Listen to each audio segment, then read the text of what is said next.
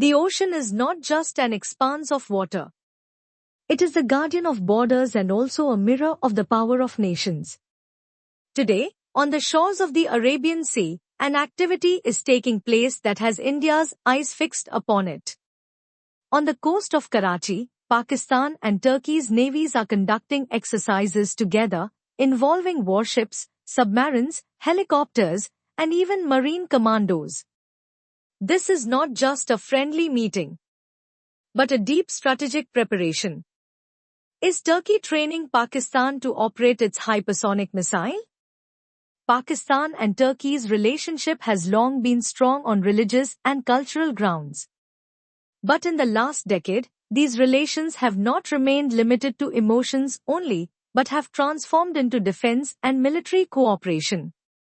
Recently, news came that Turkey has developed a hypersonic missile named Typhoon. If this is true, then it is a very big cause of concern for India. I say this because this missile is not just Turkey's. It is also Pakistan's missile. Because the two have jointly developed this missile. Therefore, Pakistan having a hypersonic missile puts India's borders at risk. Turkey has made an agreement to deliver 4 advanced warships to Pakistan, 2 of which are being built right in Karachi. Besides this, Bayraktar TB2 drones, which have already demonstrated their capabilities in many war zones, have been supplied to Pakistan. Turkey is also actively involved in Pakistan's naval training, thereby enhancing their maritime warfare capability.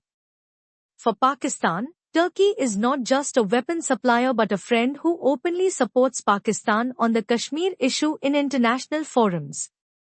Turkey's President Erdogan has many times issued statements against India at the United Nations. Also, Pakistan is seeking alternatives like Turkey to reduce its heavy dependence on China so that it can get multiple sources of technological and military assistance. Turkey is a NATO member, and it is also possible that the United States is encouraging Turkey to surround India so that India can be brought into its fold and distanced from Russia.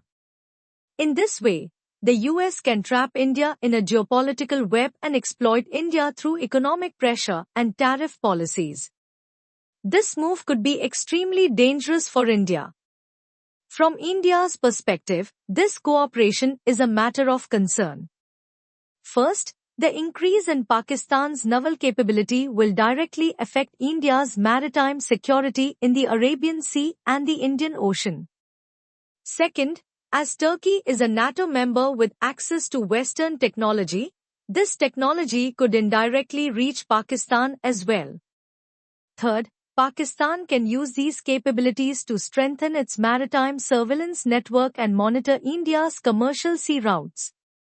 Recently, the Indian Navy has also conducted several high-end exercises in the Arabian Sea, involving both INS Vikrant and INS Vikramaditya. These exercises are necessary because Pakistan's new naval strength, aided by Turkey, could pose a new challenge to India's western maritime front. In the coming times, Pakistan-Turkey defense cooperation may increase further. Turkey's drones, missile systems, and advanced radars may join Pakistan's fleet. If this trend continues, Pakistan may get the courage to increase its presence in the Indian Ocean, which would be a threat to India's maritime strategy. India will need to focus on its strategic preparations and strengthening its military. It should also bring its strategic allies along to gain an advantage in diplomatic matters and be able to completely counter Pakistan. Turkey and Pakistan, with China's help, can become a big threat to India. India must not forget that China, Pakistan, and the United States are now working in a way as if they are one. Their common goal is to surround India, and some Western countries are supporting them in this. Thus, India should first strengthen its security, other things can be dealt with later. The message is clear. The waves of the ocean never remain calm, and the same truth applies in international relations. The naval exercise between Pakistan and Turkey is not just cooperation between two countries, but part of changing global equations. India must continuously strengthen its maritime defense and strategy, because when the waves change, the protection of the shores is the first to be at risk. So friends, what are your thoughts on this? Do write your comments. Thank you.